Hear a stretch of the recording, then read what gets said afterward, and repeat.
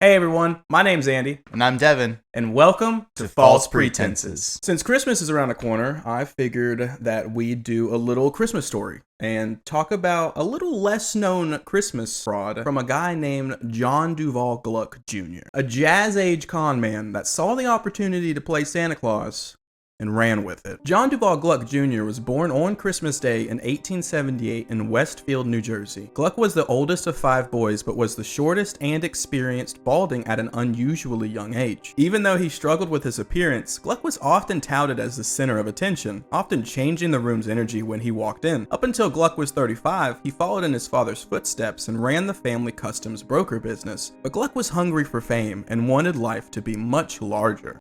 Oh God, dude. Not the desire for wealth and fame again, is it? Every time, man. Every time without fail. Oh, nah, dude.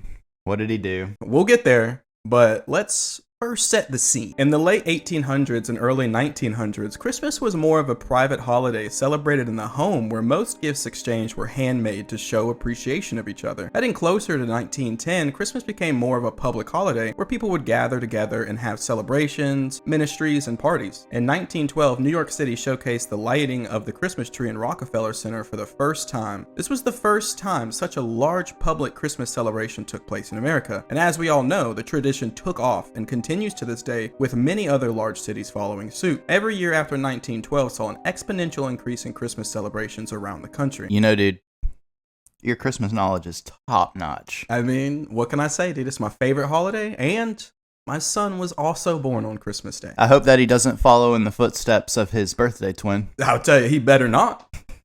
Because I don't care how old that boy is, he can get these hands. In 1913, kids around the country started to send letters to Santa asking for gifts for Christmas. However, since Santa is not a real person, Spoiler alert. he doesn't have an address. So all of these letters just ended up being trashed. The public started to protest that the USPS not throw their kids' wishes away. So the USPS offered to the public that if anyone wanted to take over the letters, they were more than welcome to do it if they got permission from their local postmaster. Gluck saw the opportunity here to play Santa Claus for New York City and quickly sprung to action. Gluck formed the Santa Claus Association and explained to his local postmaster that the Santa Claus Association would act as a middleman between the kids who have wishes for Santa and wealthy New Yorkers that wanted to bless a child by granting their wish. The local postmaster was obviously impressed with Gluck's proposal and granted Gluck permission to act as Santa Claus during the month of December. I know you ain't about to hop on this mic, bro, and tell me this dude was stealing toys from children. Okay, I can assure you that he was not stealing toys. Okay, he actually did send the toys. That was like a legitimate thing. It was just more the behind the scenes. So kids are fine. All right. All right, good. So what did he do? After receiving permission from his local postmaster, Gluck immediately went into business. He was able to secure a donation from a local restaurant to rent out a small office space so that he and all of his volunteers could get to work. Gluck and his volunteers would open the letters they received from children to verify the legitimacy, then they would match the wishes to the public in New York that would either send the toys to the children directly or have the association send the toys on their behalf. This idea was truly incredible and the first of its kind. This method of charity gave a more personal approach to donating. Instead of just cutting a check to an organization, this provided the public the option to play Santa Claus and watch little kids' dreams come true throughout the city. The Santa Claus Association did well for their first Christmas in 1913, but in 1914, the Santa Claus Association skyrocketed in popularity. Due to the popularity, Gluck came out and shared the mission of the association and stated, "We don't want your money. This is purely charity. We are just a group of New Yorkers that want to see happy children for Christmas." However, Gluck's ego started to evolve into more of a monster as the success of the association continued to grow. Gluck would often attribute his success to the fact that he was born on Christmas Day. So it was his destiny from birth to be Santa Claus. Bro, I mean, don't get me wrong. It's a great idea. But to believe that it's destiny simply because you were born on Christmas Day to be Santa Claus, it's kind of a stretch. It is definitely a stretch a little bit. But I mean, there's a lot of people out there that truly believe whatever their birthday is like a signal of their success or their life. It's kind of ridiculous. It is. You're telling me, bro. Because the internet, allegedly, September 6th babies have the biggest dicks. Couldn't be further from the truth.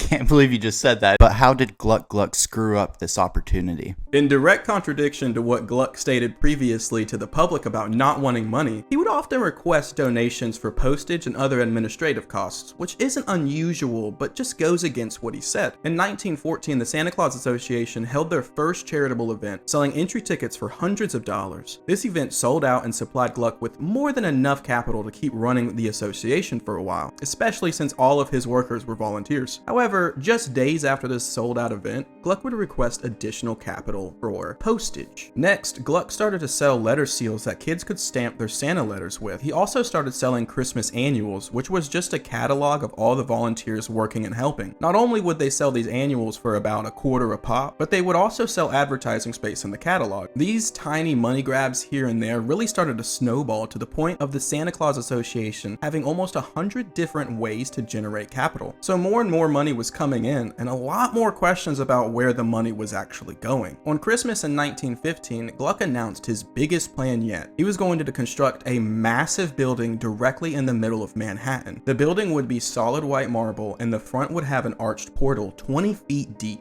The first floor would be a charitable floor for children with a toy fair that took place year-round. But the building was more than just a building. It would serve as a monument to Santa Claus, with stained glass and Santa murals throughout. Over the next few years, Gluck would hold several fundraisers to raise capital for the monumental building, but somehow the project never got started. Gluck would avoid conversations about the building either due to them not having enough funds, or them having enough funds but the funds were not being allocated correctly. Bro, he had to have been pocketing that shit 100%. Absolutely. But it was like the public didn't even care that even after years of fundraising, this building hasn't even started yet. They're just blinded by that underlying good deed. I mean, mobs of 1920s Santa Clauses just running around yelling "Free Saint Nick."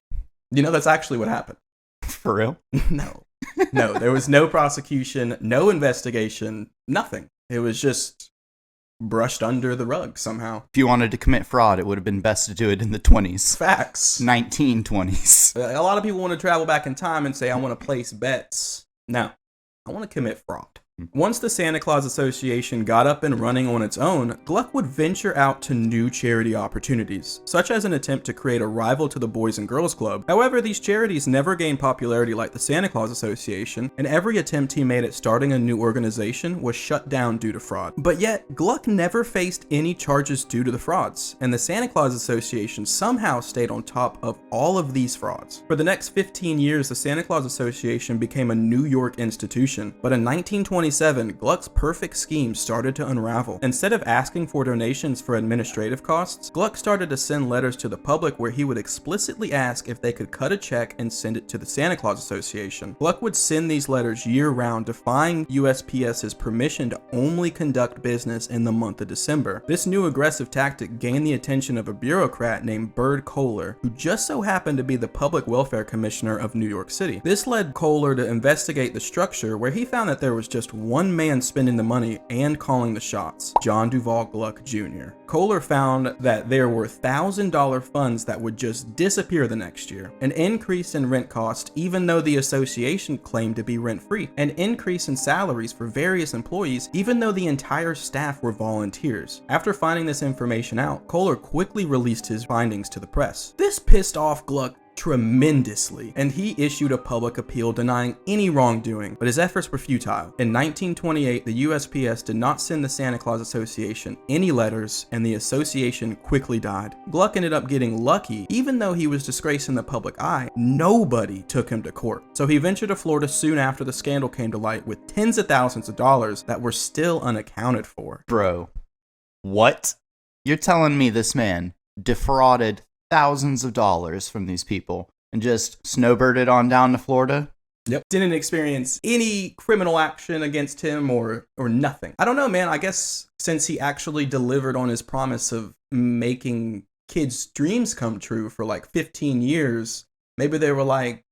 Maybe he built up enough goodwill where they were like, fraud's fine. We won't send you to jail. You'll just be a social pariah. Granted, the dude should have went to jail. Like, let's be honest, bro. Like, you're stealing money. I understand. Like, you did something good, but you know the saying, bro. Two lefts don't make a right. Honestly, dude, this story kind of blows my mind. But But what are your thoughts? Let us know down in the comments. Were his deeds good or bad? Should he have gone to prison? If you enjoyed this Christmas story, be sure to smash that like button. And if you're interested in more fraud documentaries, go ahead and subscribe and hit that bell notification so that you are notified every single time that we upload. Thank you all so much for watching and your continued support. It really, truly means a lot to us. That's us at False Pretenses. We hope you have a Merry Christmas and Happy Holidays. We'll catch you next time. Merry Christmas. Merry Christmas. Merry Christmas. Merry Christmas.